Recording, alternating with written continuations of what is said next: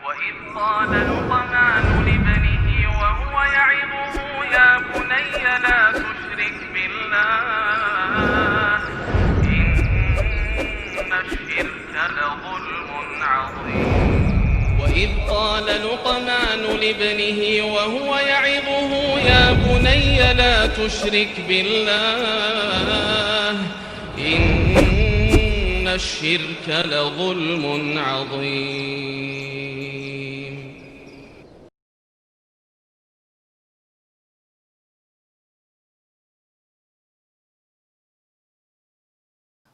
Assalamualaikum warahmatullahi wabarakatuh. Innal hamdalillah nahmaduhu wa nasta'inuhu wa nastaghfiruh wa na'udzu billahi min shururi anfusina wa sayyiati a'malina may yahdihillahu fahuwal muhtadi wa may yudlil falan tajida lahu waliyyan mursyida. Asyhadu an la ilaha illallah wahdahu la syarika lah wa asyhadu anna Muhammadan 'abduhu wa rasuluhu alladzi la nabiyya ba'dah. Wa qala Allah subhanahu wa ta'ala ya ayyuhalladzina amanu taqullaha haqqa tuqatih wa la tamutunna illa wa antum muslimun ya ayyuhalladzina amanu taqullaha wa qulu qawlan sadida yuslih lakum a'malakum wa yaghfir lakum dhunubakum wa man yuti'illaha wa rasulahu faqad faza fawzan 'azima.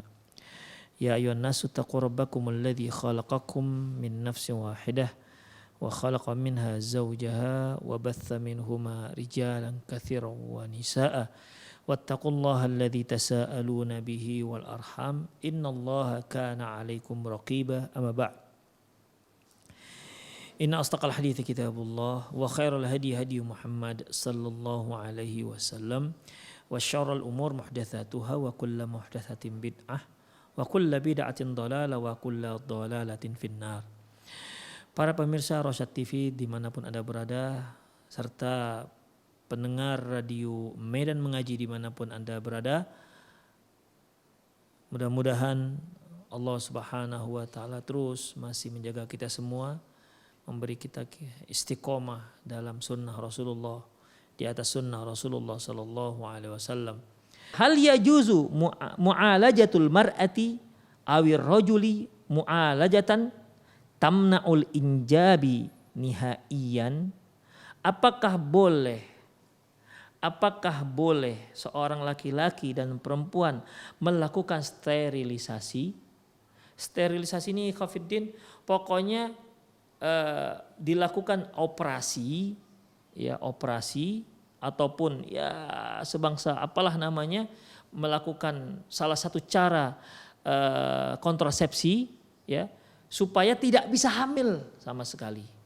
Ya, supaya tidak bisa hamil sama sekali. Ini ikhwah, kalau di antara caranya yaitu sebagaimana yang masyhur di kalangan kedokteran, yaitu dengan melakukan vasektomi dan tubektomi. Mungkin para pemirsa masih ingat alat reproduksi seorang wanita itu, di mana ovarium akan menghasilkan sel ovum. Setelah berhasil ovarium menghasilkan sel ovum ini akan berjalan menuju rahim. Menuju rahim di tub falopii. Nah, tub ini ya, saluran ini diikat. Ya, diikat. Jadi sel telurnya itu tidak pergi ke rahim. Sebab kalau dia berjalan ke rahim, ya, dia mengalir ke rahim, di rahim itu nanti di ujung tub falopii itu dia akan bertemu dengan spermatozoa. Kalau terjadi fertilisasi, maka ini akan menjadi embrio, jadi anak. Mereka kan tujuannya tidak ingin punya anak, ya, tidak ingin punya anak atau tidak ingin punya anak lagi. Maka di antara caranya yaitu dengan cara tubektomi, yaitu saluran tadi itu diikat oleh dokter, sehingga ovum, sel telur perempuan enggak pergi ke rahim. Demikian ikhwah rahimanallahu wa iyyakum. Atau dengan mengangkat indung telur, jadi tidak ada lagi produksi telur. Demikian ikhwah, ya. Nah, itu yang tubektomi. Ada yang vasektomi. Vasektomi itu ikhwafiddin rahimanallahu wa iyyakum, laki-laki dalam alat reproduksinya spermatozoa itu dihasilkan dari testis. Ya. Testis ini punya saluran ke dzakar. Nah, demikian. Saluran inilah yang diikat. Kalau dia diikat, sewaktu-waktu masih bisa dibuka ikatannya, maka masih kemungkinan untuk hamil, baik tubektomi maupun vasektomi. Ada yang enggak diikat tapi diputus. Inilah yang tidak bisa lagi melahirkan. Demikian, ya. Wanita kalau sudah diputus tuba fallopiinya, ya, berarti enggak bisa lagi melahirkan, kan tidak ada, dia tidak punya lagi sel telur. Atau ovariumnya diangkat, maka dia tidak bisa hamil lagi.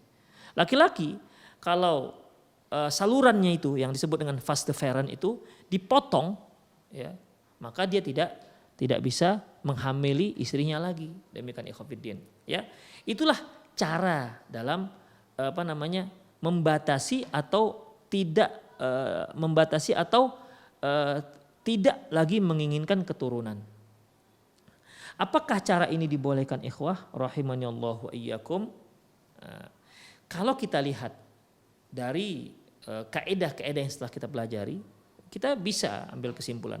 Di sini disebutkan waqad syarahal fuqaha bi annahu yuhram isti'malu ma yaqta'ul habl min aslihi li annahu kal wa'di.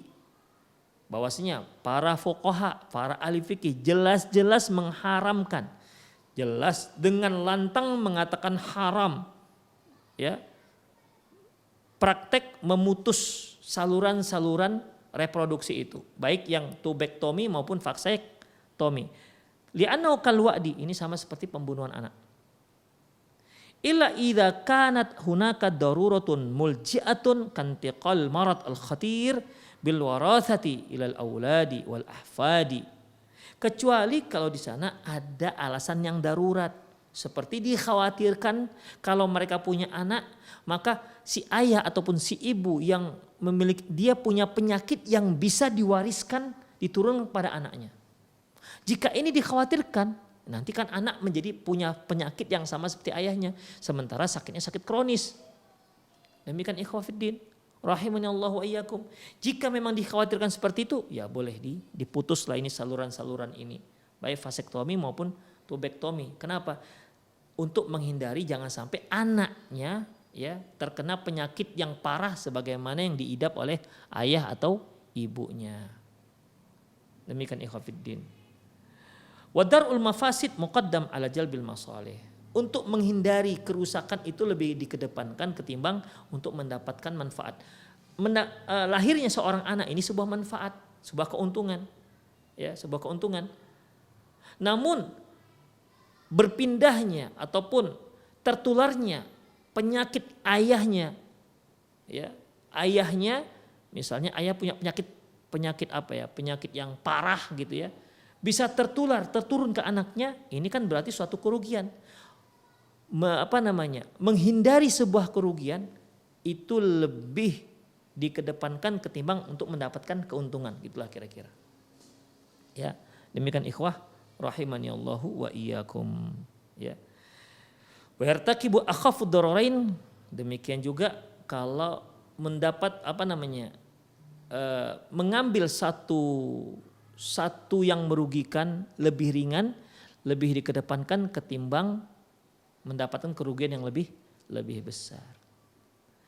Wa huwa muqarrarun fi qawaidil fiqhiyah, dan ini jelas ditetapkan dalam kaidah-kaidah fikih. Jadi intinya ikhwafiddin rahimani Allah wa iyyakum, ya, tidak dibolehkan melakukan operasi ataupun melakukan sebuah